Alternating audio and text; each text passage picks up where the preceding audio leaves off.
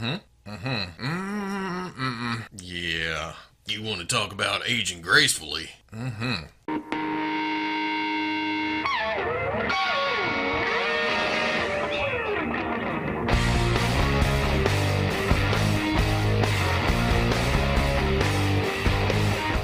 Okay, people, welcome back to another Fwoosh review. Tonight I'm taking a look at the Bandai S.H. Figuarts Star Wars Luke Skywalker from The Last Jedi. Now, Luke had a few different looks in the movie, but as far as him hanging out on Octo, however you say it, the Hermit Luke look, I prefer this brown look over his kind of white Jesus robe look. And I know The Last Jedi comments are gonna be, you know, one side of the spectrum to the other, but I'm just looking at this as an action figure. I just dig on toys. Looking at the package, it's your standard look for an S.H. Figuarts that's an exclusive. This was a Soul Web exclusive. You could only get it on the site. If you're the rest of the world, you had to go through a third-party seller or a site where you paid for it and they ordered it for you, then sent it to you. So there's no window here. It's not sold on store shelves. There's no marketing to it. So you get pretty promotional picture on the front. You get pretty promotional picture on the side. You get pretty promotional pictures on the back. Down here, you get the warnings, the unreadables. Probably says something like, we would have given you a milk jug if we had known about it. On the other side, we get the color coordination for the sequels. They do different colors for the different trilogies. On the bottom, legalese, more unreadables, you're winning lottery numbers. But I'm going to get this open and see if it looks as cool in person as it does in pictures. There's the inner tray and the instructions. It's essentially, here's some extra hands,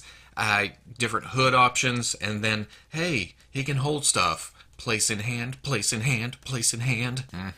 And there we go, all out of the package. And while not the most action-packed action figure I've gotten recently, it may be one of the best looking Figuarts figures I've gotten in a while. Just look at this sculpt. Holy shit. It's almost as if Bandai went, you know what, Luke's not going to be doing any kung fu poses, any lightsaber poses. He's going to be standing around most of the time. Let's go all out on the sculpt. If you remember back to when this was first revealed, I was kind of flip-flopping on whether or not at least the undershirt here was actual cloth. And the sculpt here is so damn fantastic that even in person, right here in front of me, I've touched it. I know it's plastic. My eye still kind of goes, hey, is that cloth? No, it's plastic.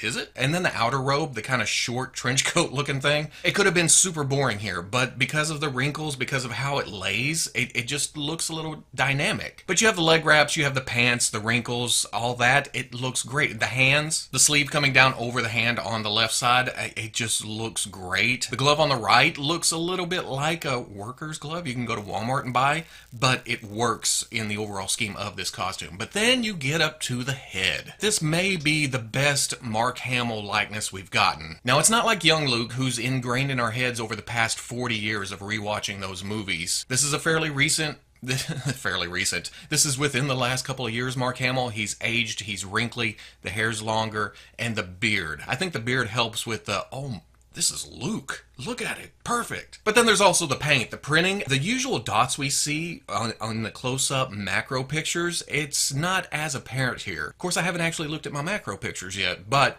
from looking at it at a close distance, they look a little bit more defined, refined. The eyes look really, really good. The beard has a couple of different colors in it. It just looks really lifelike. But then for the hair, it's just a glob of brown. There may be a transition to darker brown at the ends, but it's just kind of plain. And then, I'm sure you've seen it by now, this big seam line all the way around, almost like they had a different face in mind, the swappable face like we've seen with some other Lukes. And then they said, nope, just mold it all together. The flash from it just sticks out like a sore thumb. I may try to take an X-Acto and try to trim it down, so at least there's not shadow cast down, maybe blend it in just a little bit better, because even from the front you can kind of see it like a halo up on top. But oh man, this right here, this is worth the price of admission right here, just to be able to go, is it cloth? Nope, it's plastic. Wait, is it cloth? Nope, it's plastic. The forearms are interesting. This sleeve piece is actually just a cover on the outside of the arm. The arm actually runs into that sleeve and all the way up to the elbow. So that's nifty. It kind of keeps you from, well, never mind. You can come around. And then the butterfly joint. I didn't even know that was there through half the pictures I took. And then I realized, oh, you can bring the arm all the way forward. I will say the outer robe, the plastic piece over the torso, it does like to ride if you get a little bit crazy with it. Up on the shoulders, which in turn pushes the hood up, which we'll get to here in a minute. That's kind of a nifty feature too. But yeah, other than that, what do you mean other than that? You've been grubbing for 2 minutes. really happy with this action figure. Going over articulation, there's a dumbbell joint at the top of the neck with a ball joint going down into the torso at the bottom of the neck. So you can look down, look up, get some tilt, swivel. Like I said, there's a butterfly joint for the shoulder. That's a ball joint coming out of that into a hinge and swivel at the shoulder. Is that what that is? But you can come down, you can get up, forward, back, swing, single hinge at the elbow, but it comes up past 90. If you turn it, and we've seen this with other Jedi characters in the Figuarts line, it'll try to lock up right there. It crashes. So you got to get it lined back up, and then you can straighten the arm back out. Ball joint at the wrist, which is weird. I'm used to the hinge, swivel, hinge. Swivel, hinge, swivel, where you can turn it all around. But this being just a ball, you can get quite a bit of range of movement, but it's also hidden. It looks like there's a gap in there. That's maybe why they don't do that on standard figures. On the left side, the sleeve kind of breaks. The sleeve is sculpted to the arm and then sculpted down over the hand. Same concept, less break. You can kind of see it gapping up right there, but again, nice movement. Ball joint at the waist, good crunch, but notice the cape, the jacket going out. Back, good side, just a good range of movement all the way around. The lower shirt piece, the skirt, it's split right here, so it does get out of the way of the legs, but the legs don't seem to have a drop-down joint this time around. But you can still get all the way forward, back, out. There is a swivel there. Single knee gets real smooth when you bend it, but that's okay. It goes up a little past 90. Ball joint at the ankle goes back, not so great. Forward, okay. Get some rocker ankle because it's a ball. And then the toe joint goes up to about that far. For accessories, he comes with a couple sets of hands. He comes with 2 fists, and he comes with 2 open hands. Like I said, it's a ball joint. You pop it off. You put the other hand on. Not a big deal at all. He also comes with some makeup. He comes with 2 compacts, one open, one closed, and then a tube of lipstick on a string. No. This is a kyber crystal on some kind of necklace and a compass. I don't think they were featured prominently in the movie, but the compass I know from Battlefront 2. It's one of the missions you have to retrieve this from a planet. And then I think the visual dictionary for the necklace just says it's a Sith kyber crystal, a broken Sith kyber crystal, if I remember right. But this is essentially stuck in this position. It has this bend in it. I would have liked to seen it be either rubbery or actual string. That way it could hang, he could wear it, or you put it in if you have a hut for whatever reason. But right now it's pretty much stuck in, I'm holding it in my hand position. And looking at the instructions, let's see if I can figure this out. You put the hand out, then you take this and place it in there. Ooh. But there's that, and there's also the closed compass you can put in here.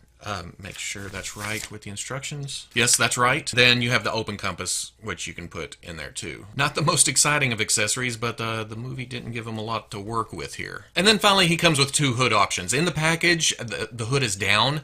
It looks really natural. It's seamless. I mean, you can see seams, but it's natural feeling shirt seams with a hood on it. And then he has a raised hood option, and both of these are plastic. Is it plastic, not cloth? Yep, it's plastic. You just take the head, pop it off. The hood comes up and out, and you can see it's got kind of a plug that goes into the torso, and when you plug it in, that looks fantastic. You pull it out, you put the other hood in, same thing. That plug look to it goes down into the torso. But it's one of those where you got to push the head in and then plug it and pop it and make sure everything goes together. Now, I will say I was afraid it was going to be another Kylo situation where the hood stuck up over the top. That's kind of what it looked like in the promotional shots. But if you have the head up, it does sit up on top of the hair, but it looks a little more natural. Not bad. If you tilt the head down or you get crazy with the jacket, it does want to push it up a little bit, and you do have a little gap. Push down, you're good to go. Then there's the whole chore of getting the head back out of the hood. Come out. For comparison, here he is with the S.H. Figuarts Farm Boy Luke and Return of the Jedi Luke. Looking at all 3 of these together, I feel like Bandai has evolved in the face printing tech and the skin tones. This new Luke just looks a lot more natural. But size-wise, all 3 fit together. You know, you get old, you shrink a little bit. But having these 2 together, the S.H. Figuarts Last Jedi Rey, Rey may be a little bit tall. Here he is with the Hasbro Black Series Last Jedi Luke. This was Comic-Con last year, I think. And yeah, there's quite a difference. I wish Hasbro had kicked in their face printing tech a lot earlier in their line. But even just costume-wise, I think I prefer the brown. The white is cool. It's just, I don't know. And then as always, here he is with Gus. And then I told him, don't just get off my property. You get off this planet altogether. And people call me grumpy. So at the end of the day, not the most exciting release ever, but one hell of an action figure. How does that work? Action figure that's not prone to a lot of action. Sure, you can get them in running poses, and if you want to dig up some lightsabers, you can do that. Or use this, I've seen people saying they're going to use this as their expanded universe Luke Skywalker. I get that some people don't like The Last Jedi, and that's perfectly fine. I like seeing people taking bits and pieces and using it on their shelf or in their own stories. That's cool. And I'll admit it, I don't like every single bit of The Last Jedi. Hell, I don't like every single bit of Return of the Jedi. I fast forward through the middle part. I want to get from Jabba's palace to the Battle of Endor. That's just how it's been for years and years and years. But you can't deny how good this action figure looks. Is it cloth? Nope, it's plastic. It looks best stoically standing there, and a lot of my pictures reflect that. But it gives off such a presence. It gives off such a vibe. I just want this standing center on my shelf. And I've said several times I prefer this costume to the white one. I think in a perfect world, I would go with the crate Luke. They showed it at the Tamashii Comic-Con. It has elements of Return of the Jedi and kind of what your brain thinks Luke would have evolved into. That's more of my version of Expanded Universe if I wasn't going to use it as a crate Luke. And it's a little bit more action-oriented. So, yeah, in a perfect world, I would want that one right now. But this right here, oh, I like it. I liked it enough to go outside and fight the heat and the bugs and the snakes and such to take a couple of pictures. So, not a lot of action, but a hell of an action figure. Oh man. So if you like this review, comment, like, subscribe, and may the Fwoosh be with you.